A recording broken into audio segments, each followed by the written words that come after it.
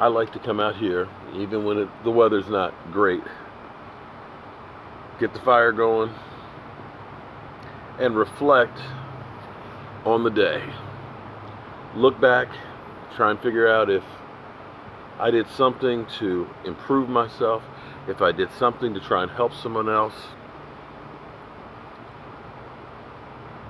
Figure out if I am a better person today than I was yesterday. Think back to everything that I accomplished or things that I need to work on. And just enjoy having the day.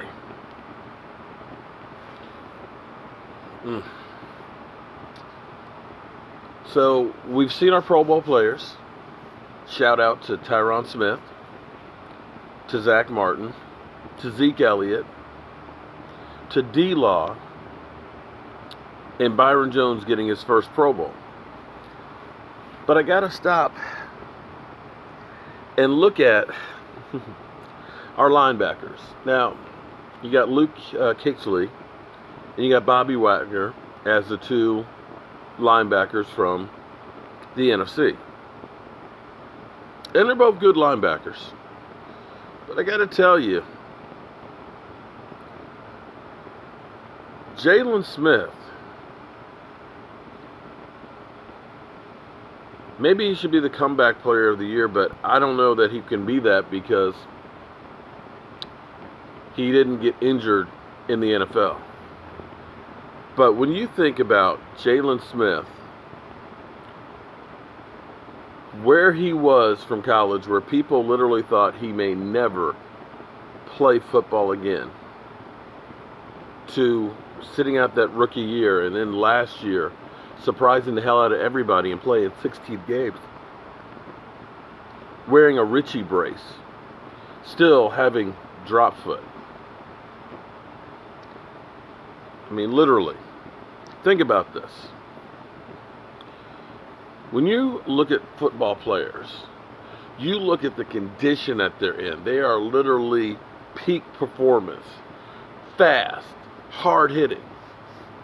Jaylon Smith last year played with a foot that did that.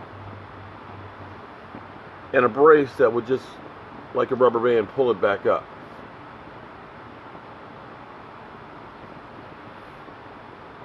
Played admirably. Wasn't incredible. It was incredible that he was able to play at all. But to look at that guy now,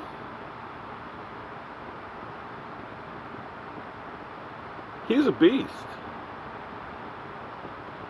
And for Vander Esch, as a rookie who didn't even start his first couple of games until Sean Lee got hurt, to look at the numbers that he's had. Think back to last year when we lost Sean Lee, how this defense went from giving up 80-some yards a game rushing to 180 yards. When you look at the value of Sean Lee to this team last year and when he was gone in his absence, to know that he was gone this year, some could argue that the defense was even better. For those two guys to be snubbed, and I know it's going to be, what are you whining about? You got 5 guys in there. Yeah, we did. But I don't know that you'll find 2 harder working individuals who succeed on the field that are extremely young. You're talking about Jaylon Smith in his second year of playing. You're talking about a rookie. But yet those guys are some of the top linebackers in the NFL. But then, we're the Dallas Cowboys. We're the team that gets the longest suspensions for domestic violence when you haven't been arrested You haven't been charged, and you certainly didn't go to court. We're the Dallas Cowboys that get calls that nobody else does. Moving the ball on a snap, 12 men in the huddle, catch, no catch. Running back lowering his head. We're the team that gets no calls, really, on the opposition when they come to town. They're being the lowest, the least penalized opponents in the NFL. I'm not saying that the Dallas Cowboys' lack of Super Bowls aren't their own fault, because we've had opportunities even with everything going against us.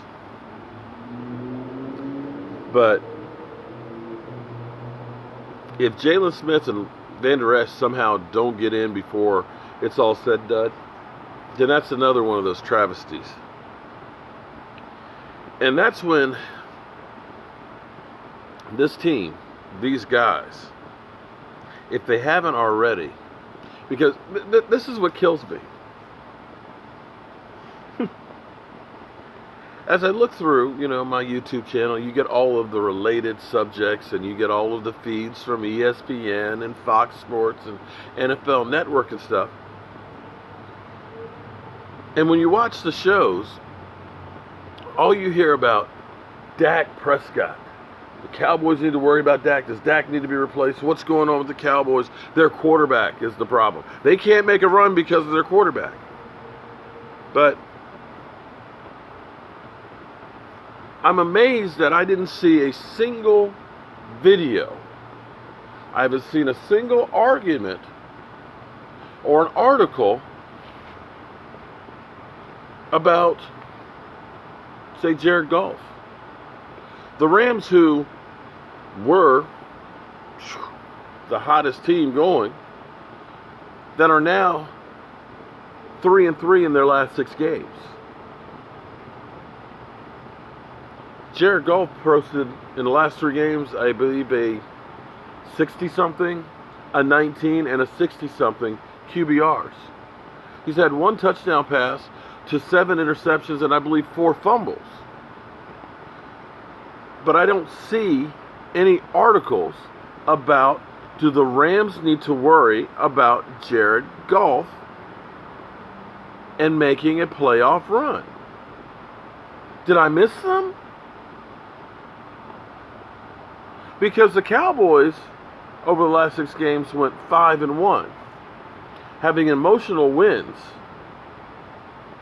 twice against the Eagles, against the New Orleans Saints. And that New Orleans Saints, mind you, again, did you see any articles about the Saints? Because the Saints won by the skin of their teeth last night.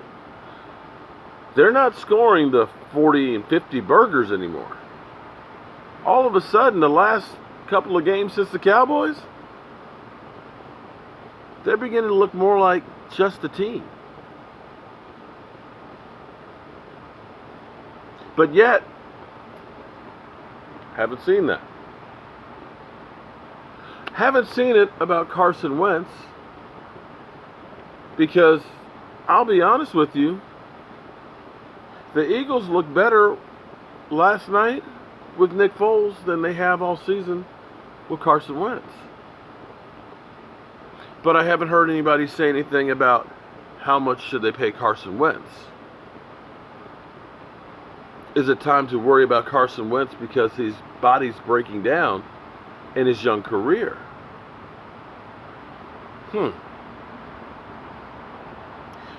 This is when, if they haven't already, they should have. And I think I started saying that. The Dallas Cowboys, those guys, those 53 men on that roster, those coaches, those trainers, the owner, the front office, the groundskeepers, the housekeepers, and the janitors. They need to all come together and realize we got. We've got nothing. We won't get any help out there from officials or from the NFL. In fact, they're going to put roadblocks in front of us. We need to get our shit together and show them that despite you guys trying to stop us, we still will succeed.